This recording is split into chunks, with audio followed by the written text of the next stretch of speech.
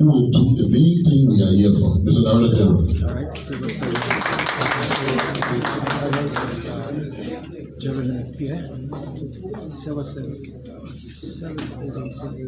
His Excellency Joseph Joekai Sr., President of the Republic of Liberia, Honorable Jeremy M. Pia, Minister of Information, Cultural Affairs and Tourism,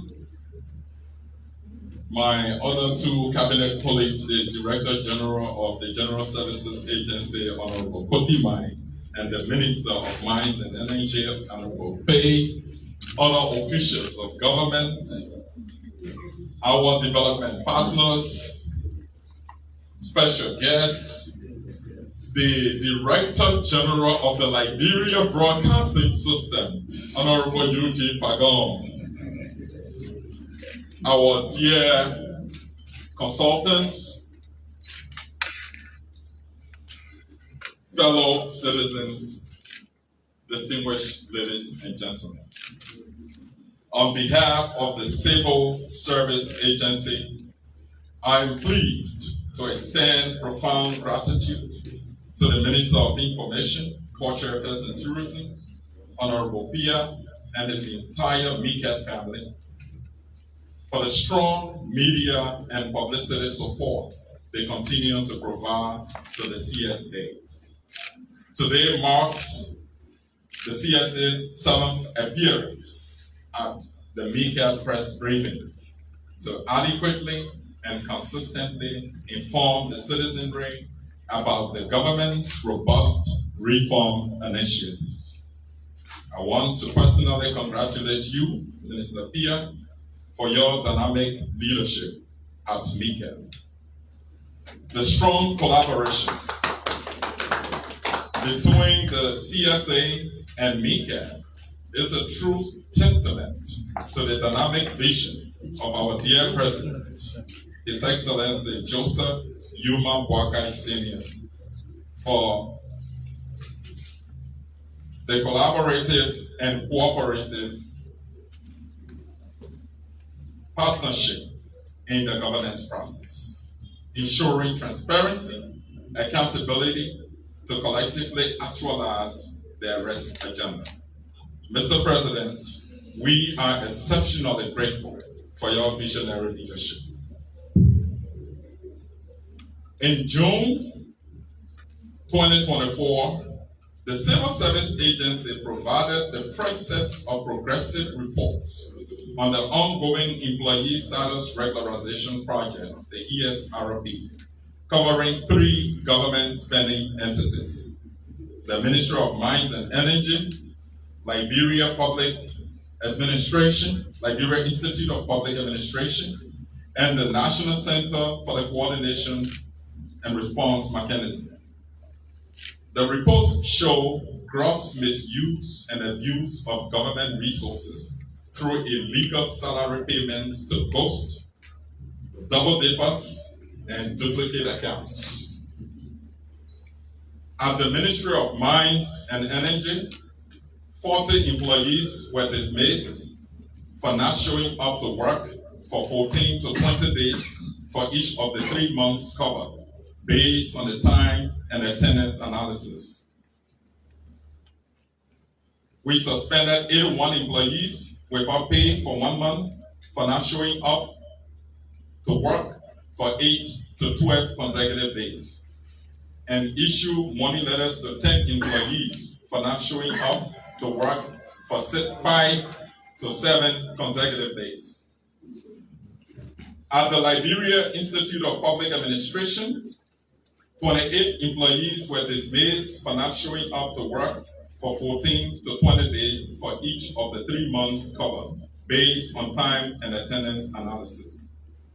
We suspended 30 employees without pay for not showing up to work for 8 to 12 consecutive days, and issued 3 employees warning letters for not showing up to work for 5 to 7 consecutive days.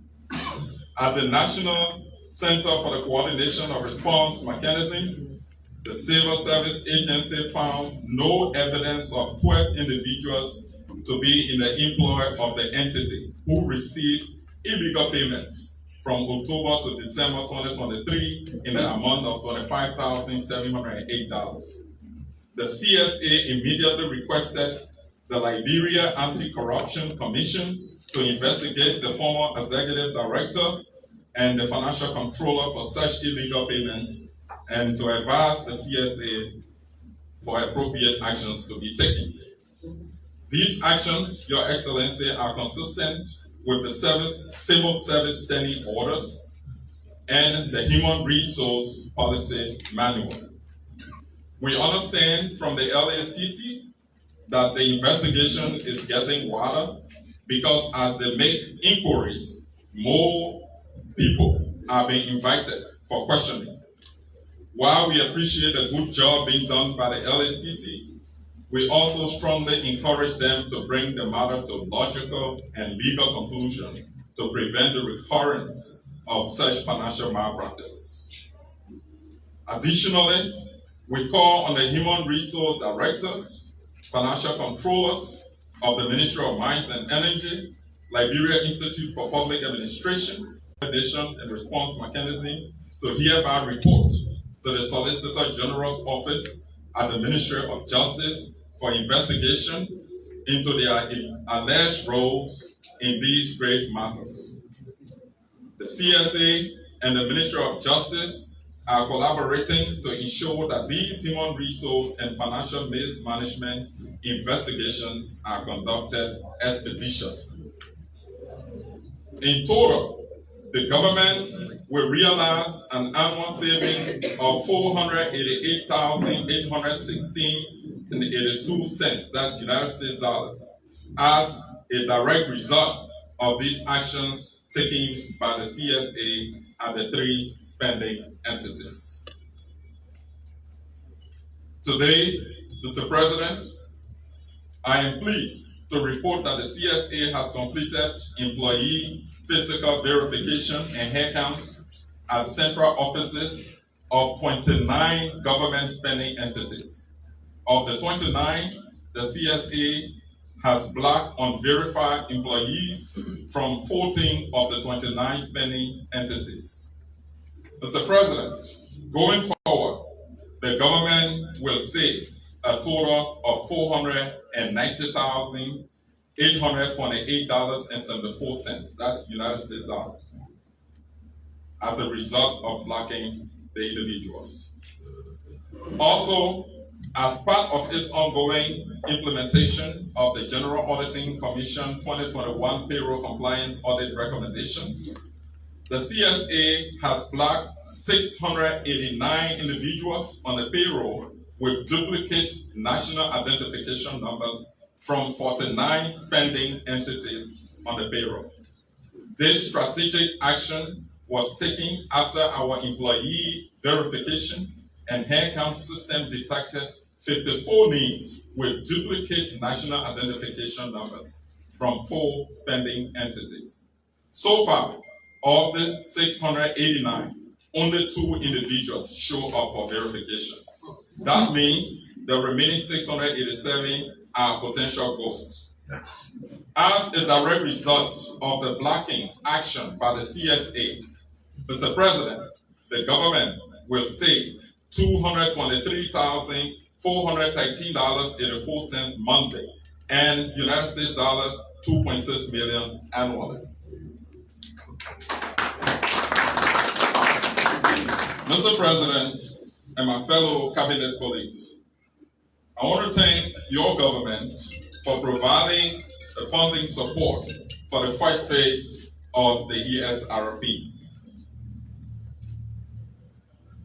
It is often said that whenever the chief people realize that there are more than 300 audit reports spanning almost 2 decades without hearings into the merits and demerits to hold perpetrators accountable, I would like to propose to your good offices, Your Excellency, to kindly engage with the House of Representatives for the House's Standing Committee on Public Accounts to hold hearings on these reports for the expeditious prosecutions of perpetrators.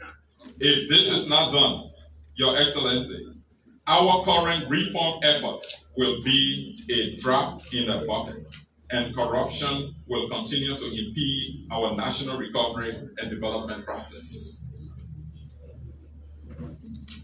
So, Mr. President, on April 30th, you launched the National Policy Guidelines on Consultancy, and after that, the CSA proceeded immediately with constituting a consultancy steering committee comprising of 3 senior officials of the CSA and 2 from the Ministry of Finance and Development Planning. Your Excellency will receive more than 200 applications from different spending entities to recruit and deploy consultants. Our National Steering Committee screened those applications, shortlisted about 120 from the more than 200. Your Excellency, interviews were conducted, and today we have only recruited 100 highly qualified experts in various fields, some of whom are here today.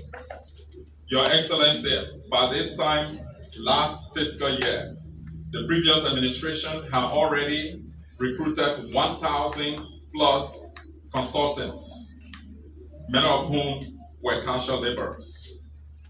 That's why today we are still experiencing the gross human resource capacity gaps in the government, impeding the functions of government. Your Excellency, these highly qualified consultants, some of whom are specialized doctors, lawyers, institutional and human resource development experts, will help your government to bridge the human resource gap. Having said that, Your Excellency, when you launch the policy, you consider our proposal for the Ministry of Finance and Development Planning to allocate $2 million that will lead to saving a whopping amount of $4.1 million from the $6.1 million that was used in last fiscal year. Your Excellency, I would like to tell you here that the Ministry of Finance and Development Planning only allocated $1.2 million, with a difference or a gap of $800,000. So the CSA is appealing to you to please have the Ministry of Finance and Development Planning to restore the $800,000 so that we can recruit more professionals. I know in some of my conversations with you, you stressed the need to develop the human resource capacity of